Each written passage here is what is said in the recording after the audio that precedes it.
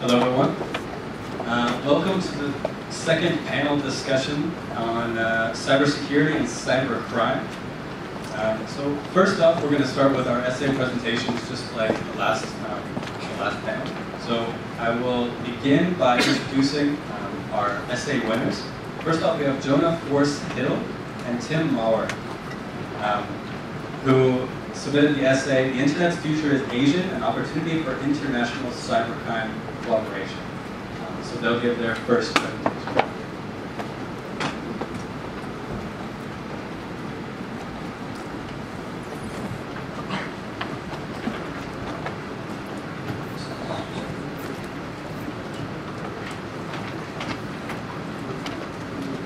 Thank you, everybody. My name is Jonah Hill. I'm here with team members Tim Maurer and Matt Noyes. The three of us studied in the United States together as graduate students, and we continue to write and collaborate on a variety of cybersecurity issues. So our paper, the premise of it is not necessarily entirely revolutionary. We think it's incredibly important. And the idea is that the international community, particularly Asia in the future, needs to have a renewed and strengthened effort to counter cybercrime in particular. So cybercrime is an issue that is getting increased coverage in the media, and for good reason. Cybercrime, the estimates for how much theft and fraud and trafficking that's conducted online it's hard to gauge. But there's estimates anywhere from 300 million to $1 trillion. We heard earlier that there's an estimate around 500 billion. Whatever it is, it's hard to know. It's significant, and it may be higher than the entire global drug trade, to give you an idea of context.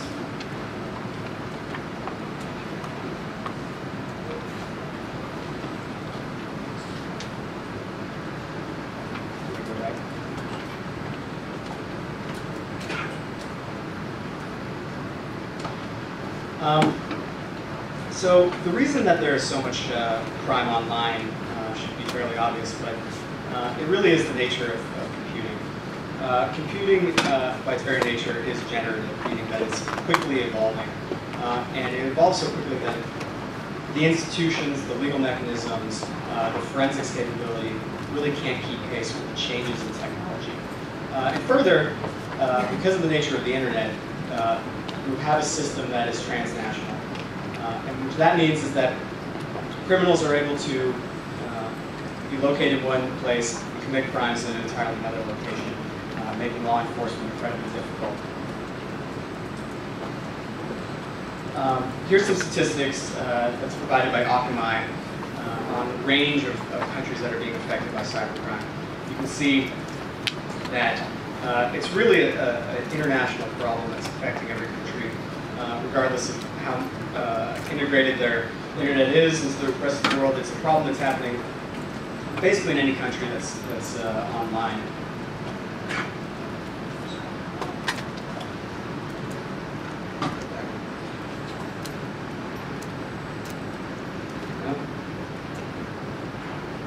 Maybe I'll take it on backward.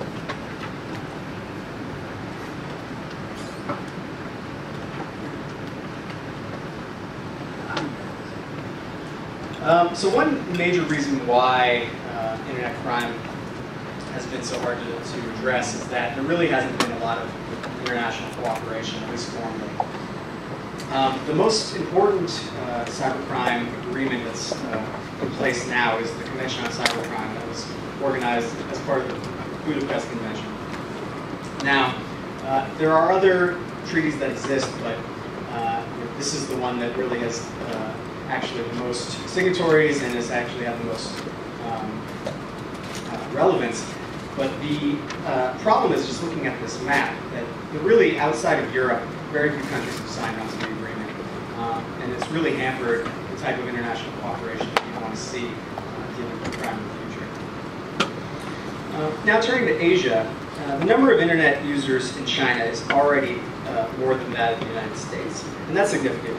The internet began in the United States, and within 20 years you already have more users in China.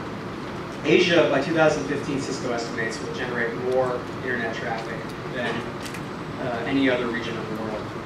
And in the last presentation, we heard a lot about getting the 5 billion people yet to be online. Of those 5 billion, more than half live in just 5 Asian countries: India, China, Indonesia, Bangladesh, and Pakistan. So Asia really is going to be a leader, or needs to be a leader, in this space.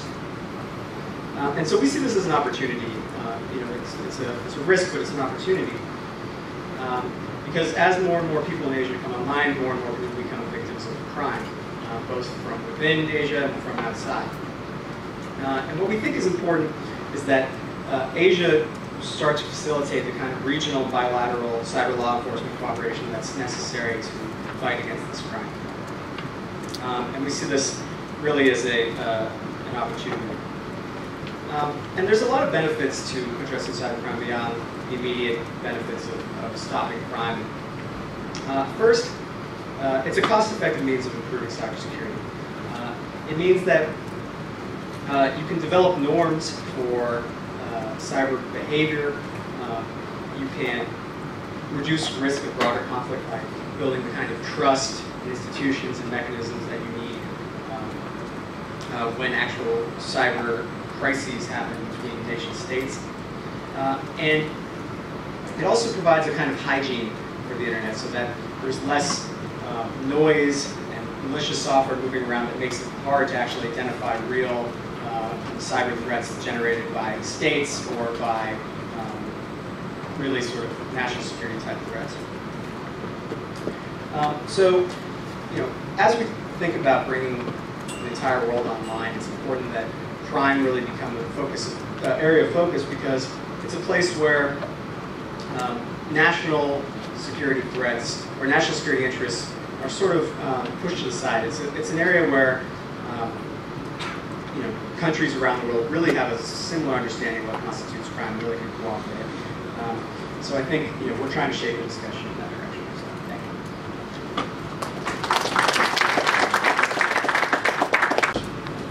you. Next from India is Rajini Murugeshan with designs of national level cybersecurity.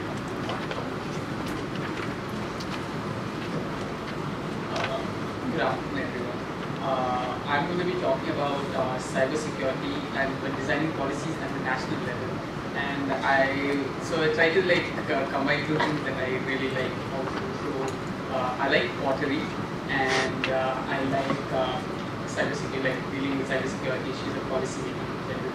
So I found this as a perfect platform to bring them together. So I call it the policy pods. So let's see how we're going to make policy.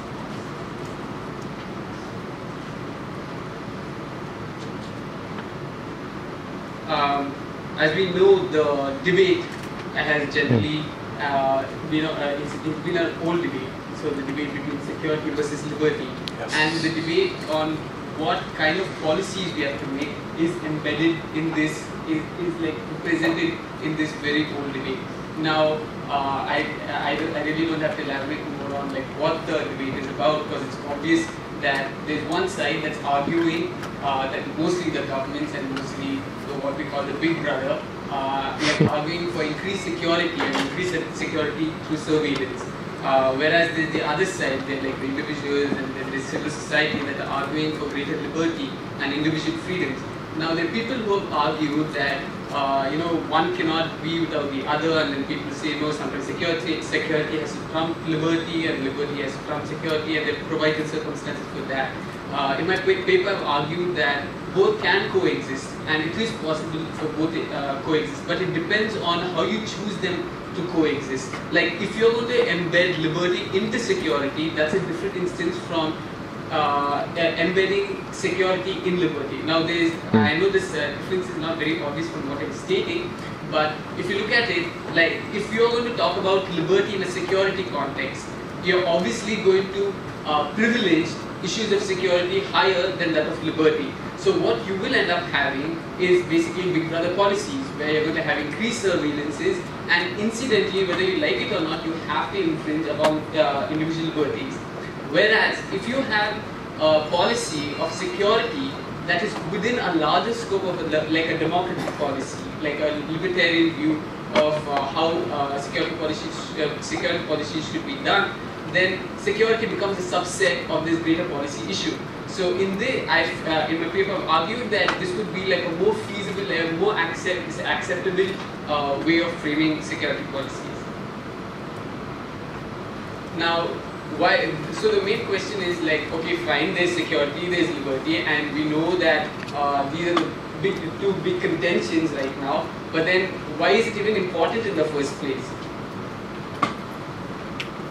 The first reason is, if you look at several countries around the world, like take for instance India, and several other developing nations, the issue of accountability is becoming a big issue right now. And people are holding the governments responsible for what they're doing. People are not staying quiet any longer.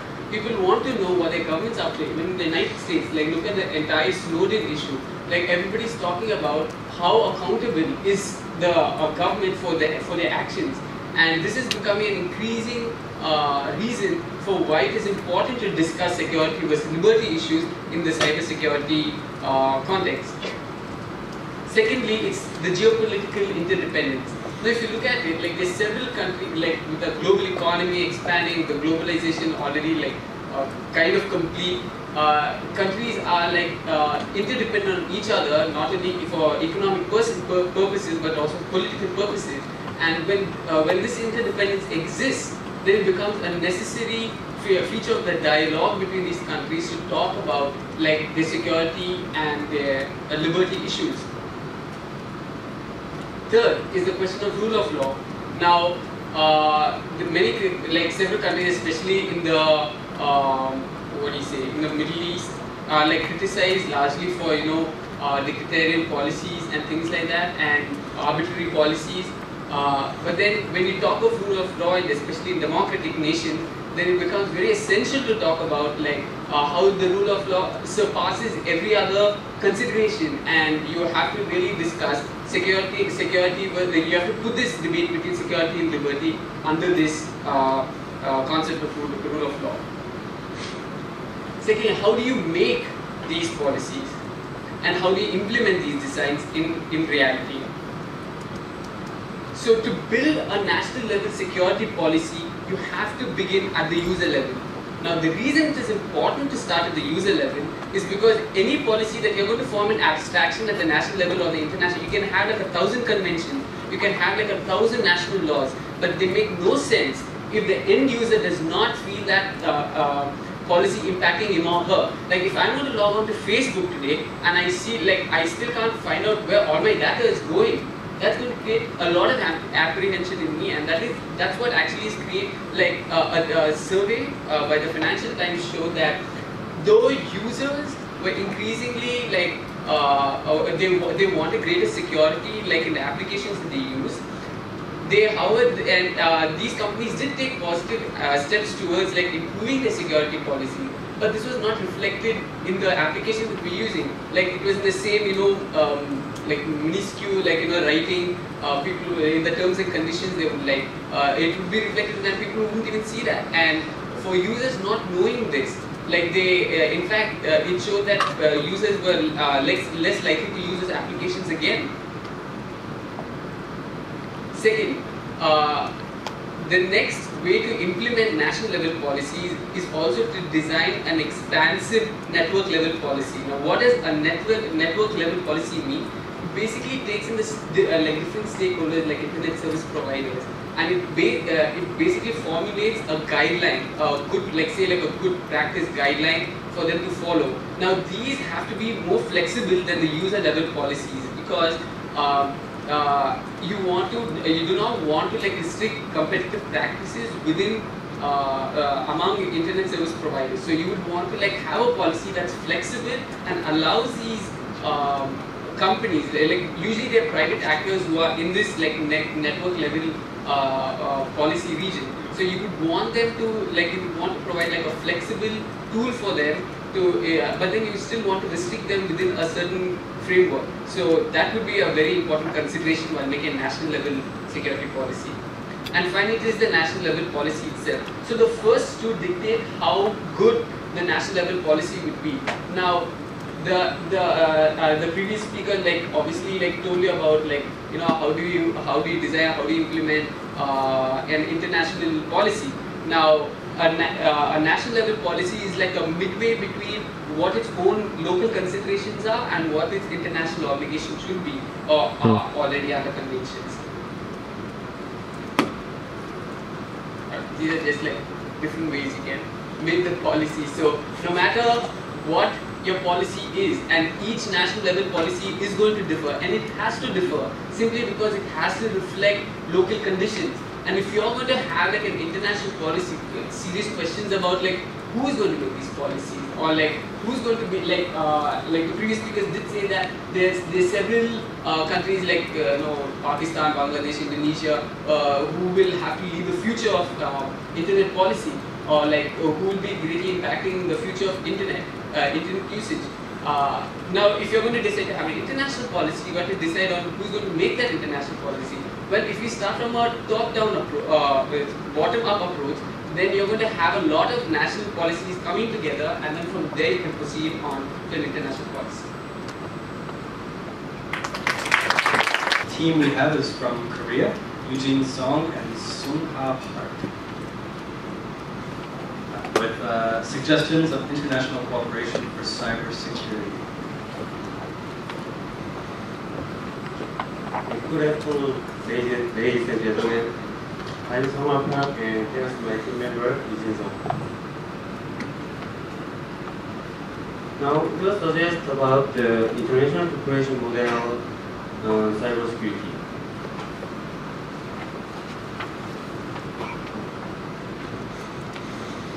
As you know, nowadays, activists in cyberspace have a strong influence to the real world. For example,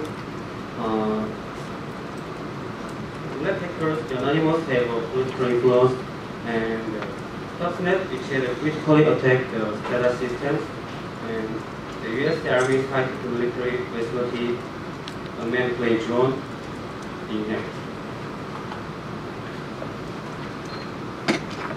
The victims are not limited to the small areas or countries. It is more vital than any crimes in the world by using the web. The attacks on cyberspace have happened regardless of time and country, and therefore treat the world peace. However, there is no central decision-making organization and treaty that takes in charge for these kinds of threats and crimes. So we all believe that it is necessary to build a central decision-making organization based on transnational model. So we would like to suggest that international society must have a transnational cooperation model without borders.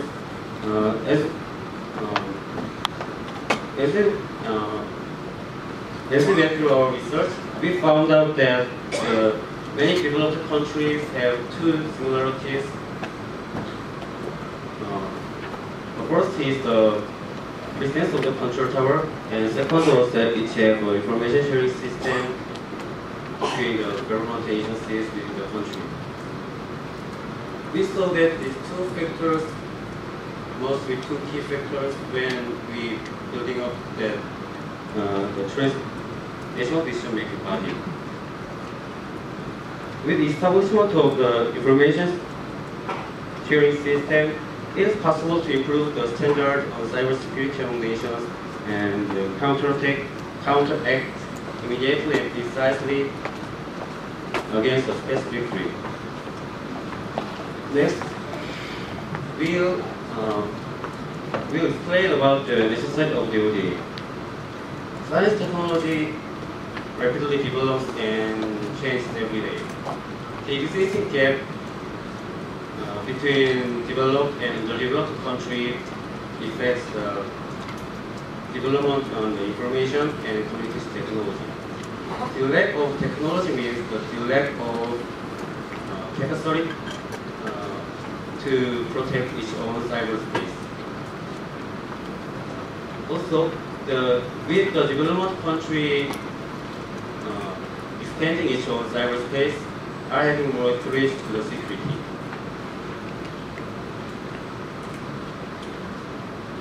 So we can draw the agreement in cybersecurity preparation in conjunction with society through the ODA program. Developed country can strengthen their security, and developing country can have advanced their technology. Close cooperative relation, cybersecurity between developing and developed country will have a great momentum to lead the international society, which would be a driving force of peace. So, this is all from our presentation. Thank you.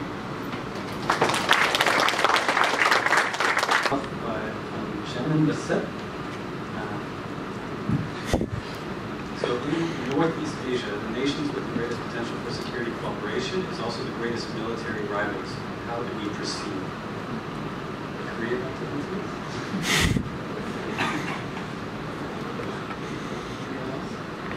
I think this is questions which supports my point of view, right? So that neighbors here in Northeast Asia are rivals. So that's why we countries, nations should combine not on territorial basis, but on their development level and their technology development, economic development, and use of both. I would respond by saying a couple of things. First off, I think that there's already a lot of cooperation going on between these countries, although there are serious geopolitical rivalries over territory and a variety of other issues. There is a lot of cooperation going on. And second, I think in a variety of cybercrime issues, at least, and this is why we focus on cybercrime, there actually is a lot of consensus about what constitutes a crime.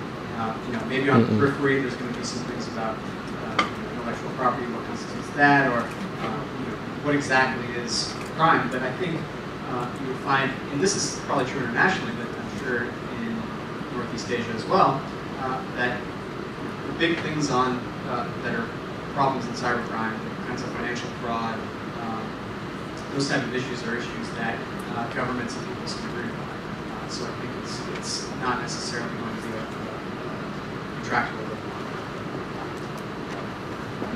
Questions to Jonah. For example, in physical space, let's take a real example. China and Taiwan are not comparable because of territory and military, of course. But for example, in cyberspace, Taiwan is very well developed, and China is also has capability. But they are really huge territory rivals and cultural rivals. So there is already a huge fight in cyberspace. It's just one example. I think these examples can exist in Latin America and in Arab countries. So I would say, that is very much true.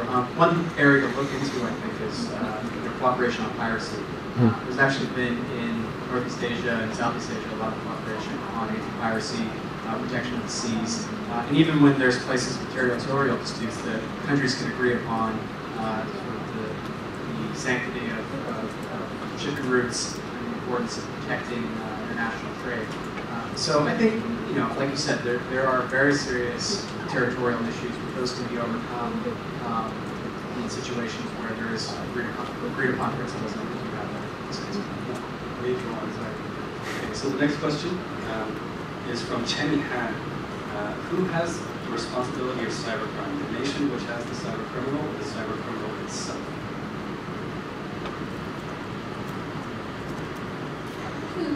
To draw a question.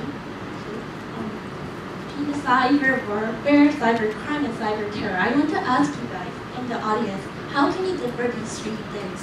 Because when we studied for the conference, we came to the question about distinguishing the three things, and I think this question relates to the three things. I mean, that is the fundamental question.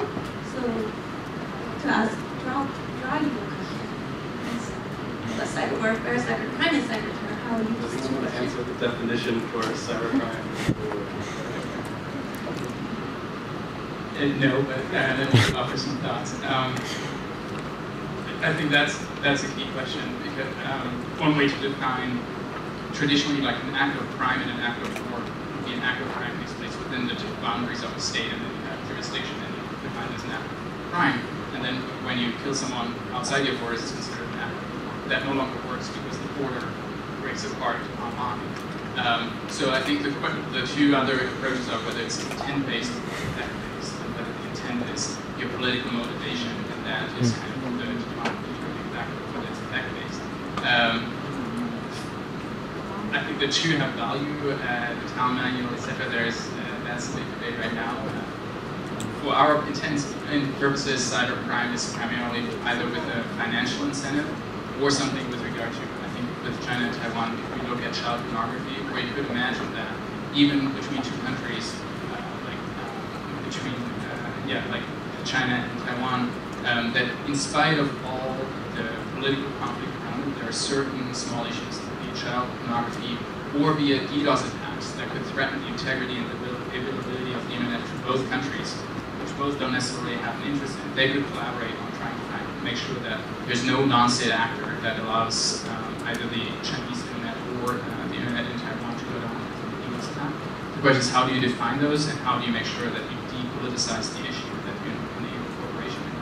And if I have the magic and answer to that, I probably would not be sitting here and having the argument. So next question from Twitter, also again from Jonah. Militaries are working to combat cyber attacks on defense targets, but civil targets attacks are more common. How do we solve this? Militaries are working to combat cyber attacks on defense targets, but civil target attacks are more common. So how can we solve this?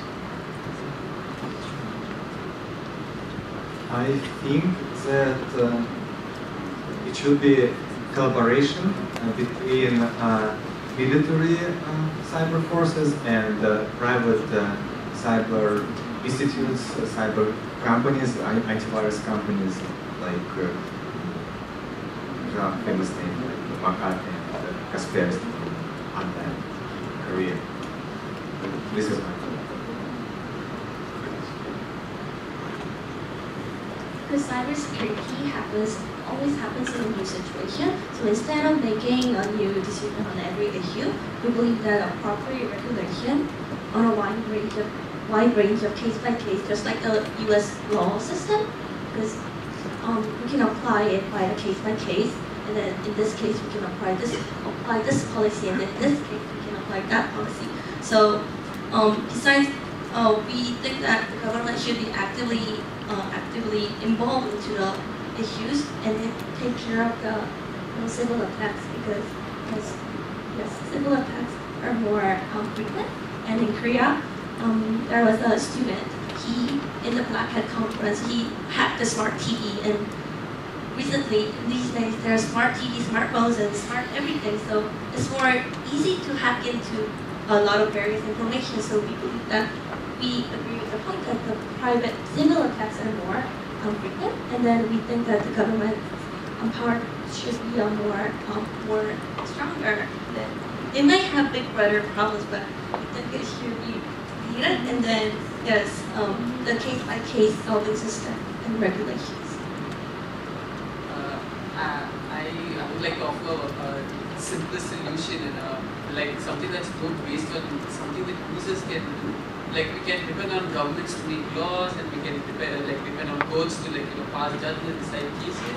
But I think in the end, it really is about how much can the user control himself, make sure that they are being safe online. And for this, simple things, really simple things, making sure that terms and conditions, for instance, are visible. And say, imagine if you were going to sign up to Facebook, instead of finishing it up in 2 steps, if you just had clear things on knowing where your data is going, and then you are able to make a rational choice. Right now, many of us are making irrational choices. We just log in Facebook, signing up, sending information. But if these kind of things, small measures like this, which users themselves can control, then I think it contribute a great deal into securing cyber security at this. Okay, now any questions from the audience? about cybercrime, cybersecurity, anything we talked about today?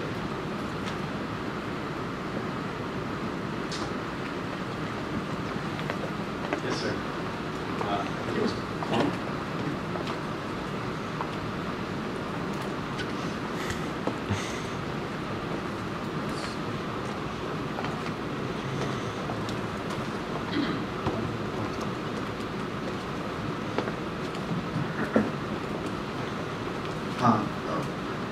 So one of the issues that people usually talk about when they talk about cybersecurity is also the issue of censorship.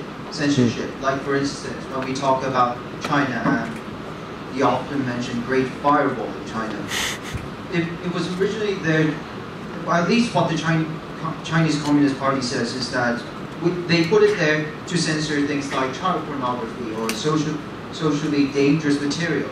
Now that pretty much we can probably agree with.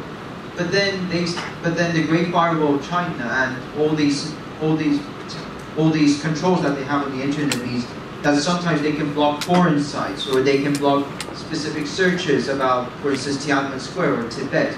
So and this might even be setting an example for other nations perhaps. So the question I wanted to ask is, how do we pursue cybersecurity without censoring public dissent or public debate? How do we make sure that our governments can differentiate the two and our people can know about it?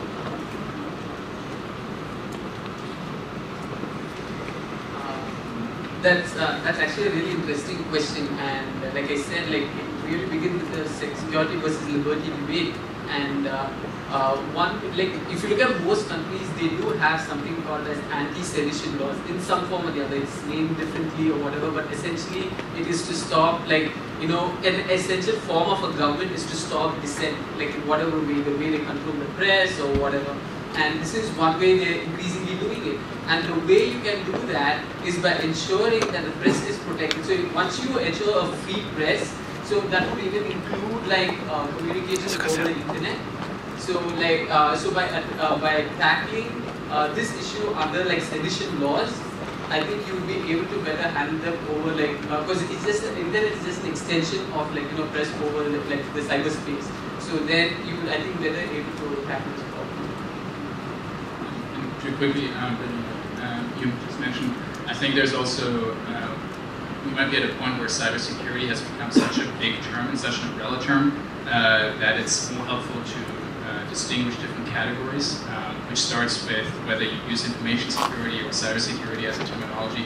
And I think that's where is information, I think it comes down to the question, is information communication or is information a weapon? Another difficult problem in addition to what is crime and what is warfare. And I think we would argue that cybersecurity is, if you look at cyber attacks from the SCADA systems, which was on one of your earlier slides as well, and potential attacks that could have a physical impact, it would be one category. And then you have other categories that either focus on financial crime with regard to virtual crimes and don't have a physical impact. And then the third category that you alluded to with regard to censorship is more in terms of information as communication. And how you treat those as different buckets, I think, is a big challenge in how you. Cyberspace, and this is the last point on this, I think is another fascinating problem because it might arguably be the first security area in international relations that we've seen that intrinsically connects human rights and security because they're both based on the same infrastructure and they're the same bits and bytes that go through it. And you can no longer really kind of delineate the three as easily as you could, for example, in the Helsinki conference and have like one bucket on security and a third bucket on human rights. But that might be what follow-up comments. Any other questions very quickly? Yeah.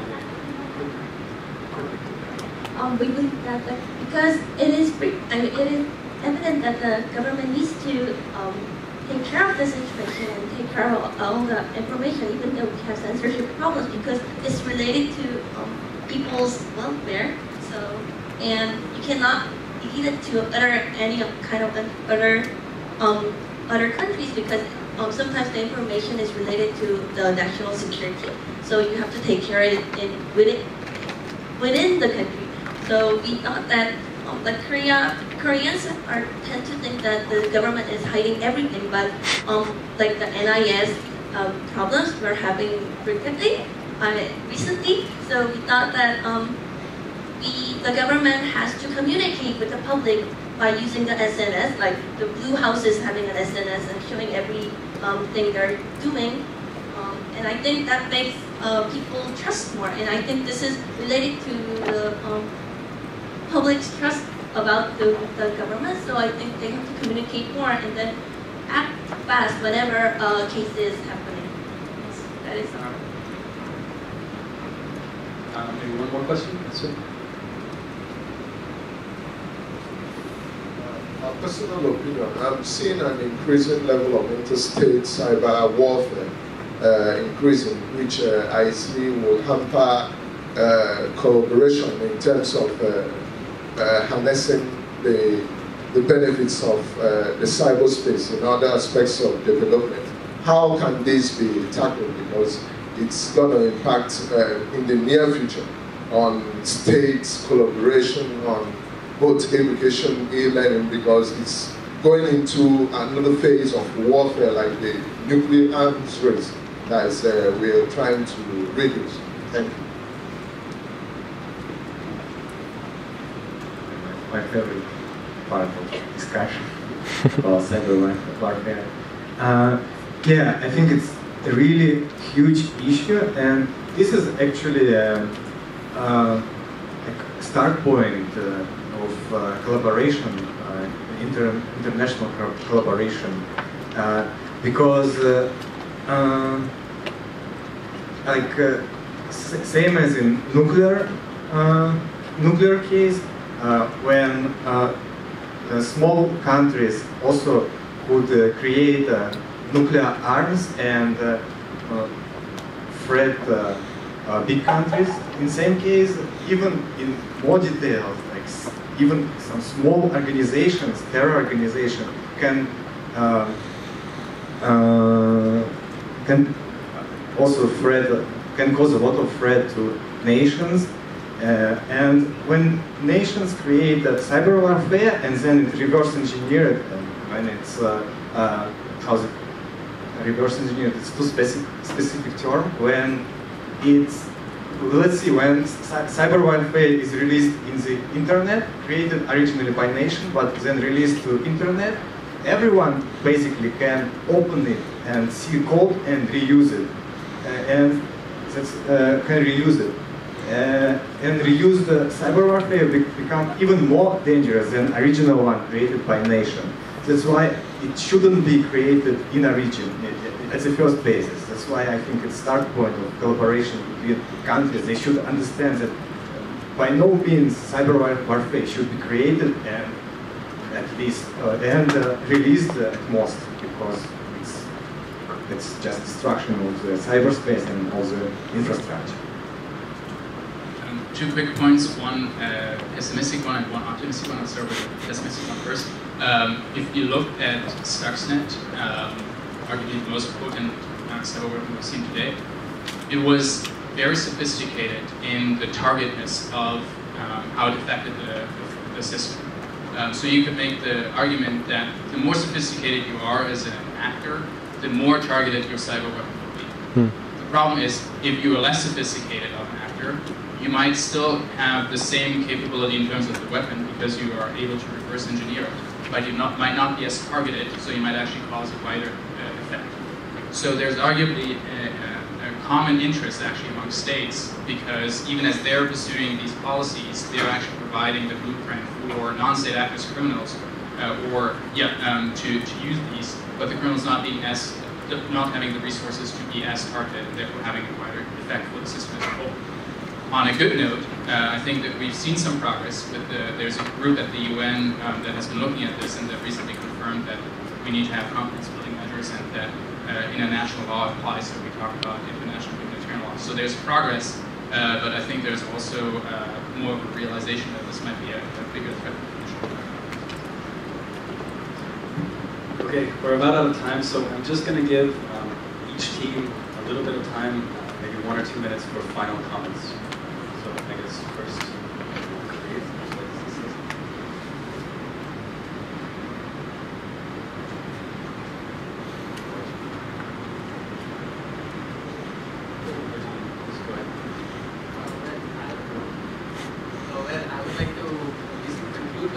that what we really need to look is at our own countries and what our own, what individual countries need before we can begin like a large-scale international cooperation. And I think that even when doing that, when we're introspecting our own countries and seeing what we really need and what level of cybersecurity each country needs, I think we need to look at, governments have to look at it with a lot of humility. And because governments tend to pretend that they know more and that they know how to protect the cyberspace, and I think they have to approach these policies with a lot of humility.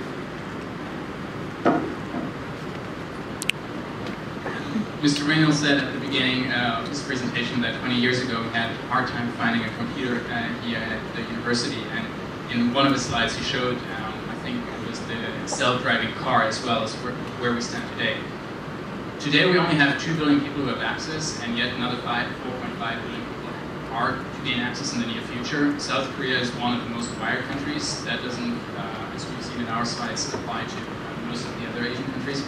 So it should not be surprising as we see more and more people accessing the internet that we will also see more and more different types of actors to gain access to the infrastructure. And this will include criminals, but also people who will use it for political and military purposes.